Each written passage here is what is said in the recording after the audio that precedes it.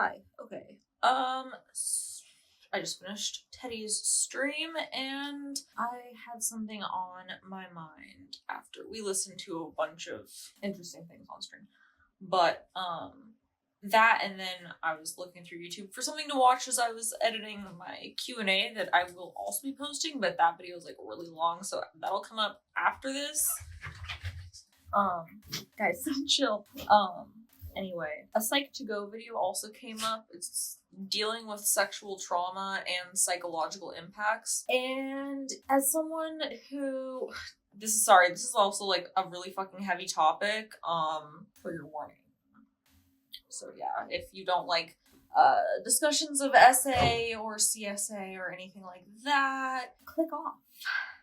So anyway, as a victim of both of those things, and as someone who's been in therapy for like decades now, and also have like so many friends and stuff who've experienced similar things or worse things or, yeah, there's a lot of different things that we can do to cope with everything because, for those of you who haven't dealt with something like that, A, I'm jealous. B, like the amount of not only physical damage it can do, but psychological damage it does always do as well, especially if it's happened during a developmental stage of life. I feel like there's a lot of things to do. Sorry. It messes with how your brain works. Like, my sense of time has never recovered. My sense of internal safety has never fully recovered from that. I get constant flashbacks. I have not only an anxiety disorder, I have social anxiety. I have a general anxiety disorder. I have a panic disorder, which, if you don't know what that is, that's like, like a panic attack is not an anxiety attack. It literally feels like you are dying. Like, you go to the hospital, it feels like you were dying. Like, nothing is comparable. Like, you can lose feeling in all of your limbs and all of your body. You can black out from panic attacks.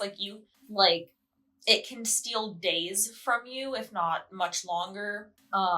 Anyway, all this to say, these are just like some of the side effects and like aftermath of dealing with being a victim of SA, and all that to say, there's a lot of different therapy and stuff we can do to like help ourselves cope. Like, I do CBD, I've done DBT, I've done CBT, I've done DBT, I do talk therapy, I have done, oh my god, shit, what's it called? I'm blanking as fuck right now. I'll put it up on the screen. I have tried so many different methods of therapy. I've done everything but shock therapy, bro. Like, I have gone to treatment, which, they don't fucking do anything for mental health there, but that's a whole other topic. Like, I'm on medication, and all of this to say, I'm doing pretty fucking good right now, all things considered. I'm doing pretty good. I'm pretty stable. I'm like generally happy. I don't get flashbacks as much as I used to. Like, I'm generally stable. I don't really get much anxiety attacks and other things. And a lot of that has to do with transitioning. That has helped me regain a lot of my internal stability that I had lost. However, which those two things are not related, let's be clear. I'm just saying that being trans helped me. Not that it had anything to do with that. It just helped me recover from it. Anyway, because it's made me more confident and secure in myself, and that is the reason why it has helped me, okay? So don't fucking read into that and be weird and transphobic. Anyway, how the fuck do you actually recover, though? How do you fucking fix it? How do you make it go away? How do you fucking make it go away? You can't. You can't make it go away. And this is like what it always fucking comes down to, is like, no matter how fucking good and healed and better I feel, and like, I've had this talk with my fucking friends before and we've screamed about it, but like, what do? There's only so much therapy and meditation and like distract myself, think positive thoughts, positive reinforcements, Like, let's do thought records, you know, let's do timeline therapy, let's do EMDR, that's what I was thinking of earlier. Let's do EMDR. Like, you know, there's all of these things, and they're great, and they're amazing, and they're helpful, and like, it's amazing to remind yourself that you're in a safe space now, everything is fine, you're not currently going through that, but like, it doesn't go away.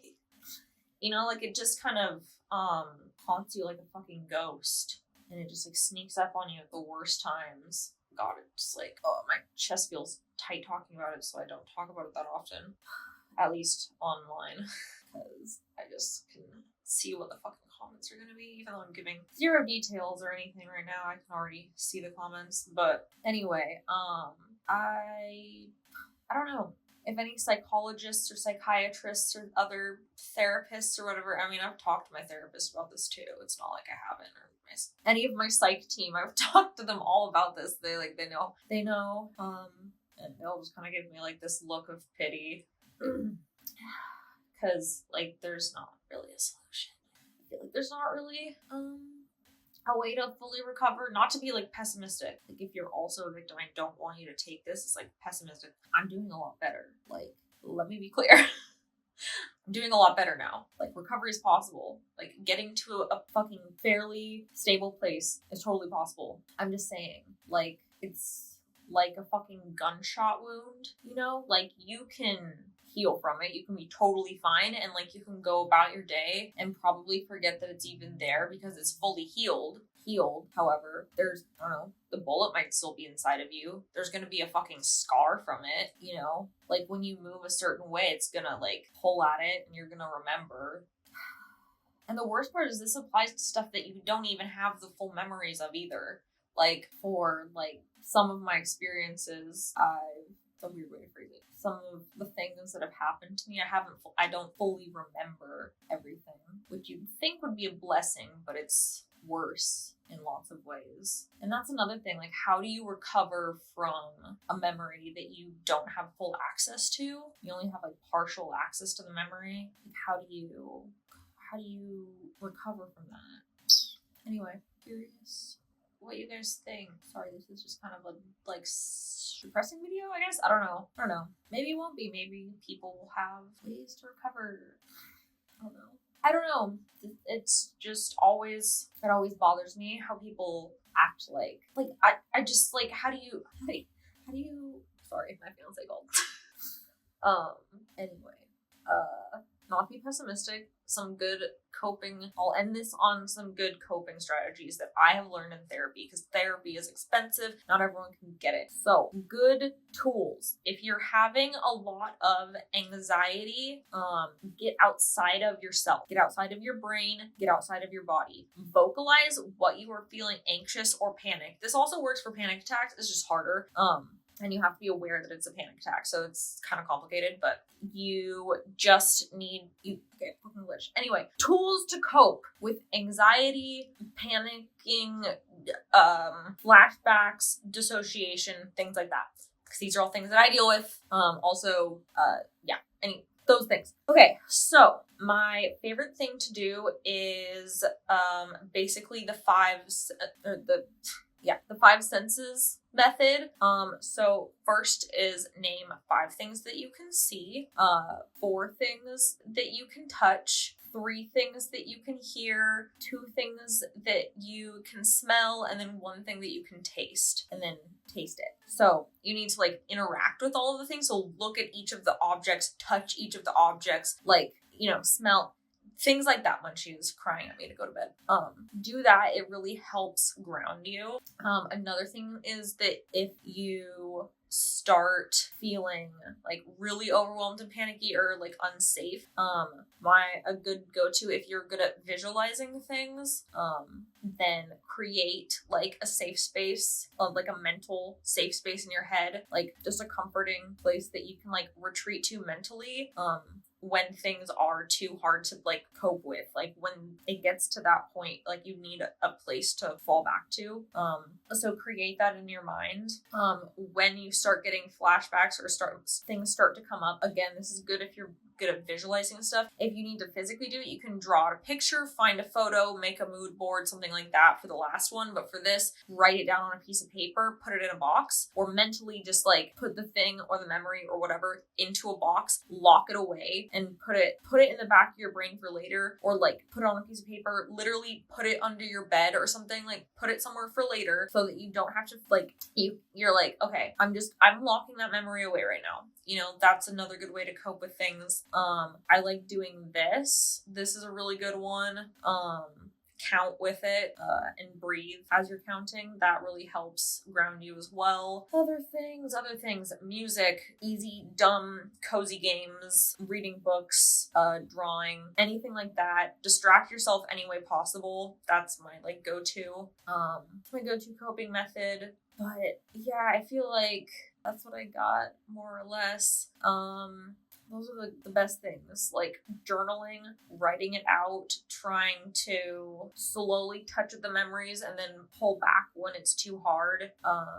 That's a good way to start to like approach it, because that's also one of the hardest parts, I think. There's a lot of like just blaming yourself and trying to convince yourself that a lot of times you try to convince yourself that isn't what happened, that somehow it was your fault, or like there's XYZ things that you should have, could have, would have done differently. But like realistically, especially if it's like a CSA situation, like you probably couldn't have actually done anything differently. And realistically, if you had, it might have not gone as well. It could have gone worse. So, you know, be thankful that you just are where you are now. I think that's what I try to remind myself. And yeah, sorry for like the low-key depressing video, but I feel like that's helpful. Also, just a little, this advice is for everyone, okay? Everyone of all genders, of all backgrounds get assaulted, and it's not your fault. And despite the fucking giga chads, I say sarcastically, in the fucking comments that will probably be like, no, actually it is your fault because of this reason and this reason, that they've pulled out of their fucking ass because they're having a little like jerk off fanfic session about it, because certain people get off on people's stories, which is why I don't give details about mine, because creepy people are fucking creepy and they will use it against you. But I don't want that to stop me from talking about it. So here's a little, not really a rant video, more of a vent video. So, woo! Also, I saw another fucking like female teacher assaulting one of her fucking elementary school male students in the news again. Okay, deep breaths. Okay, one more thing I want to add. I don't know where I'm putting this in. I might just throw it in at the end. But another part of the aftermath of SA that I want to talk about is hypersexuality, which I feel like is not often talked about.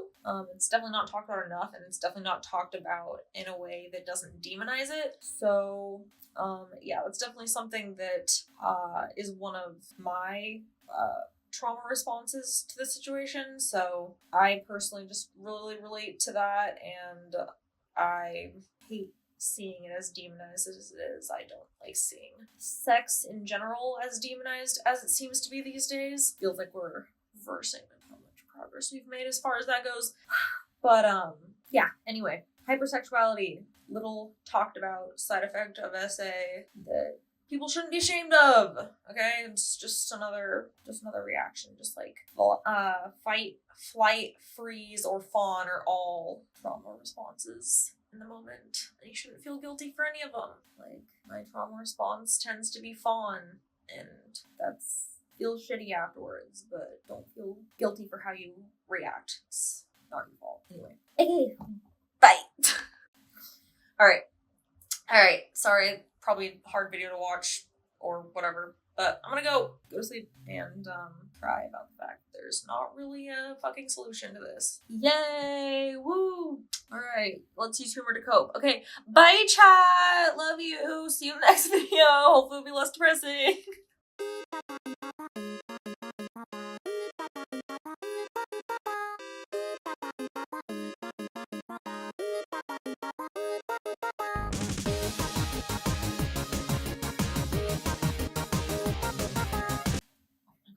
Babies are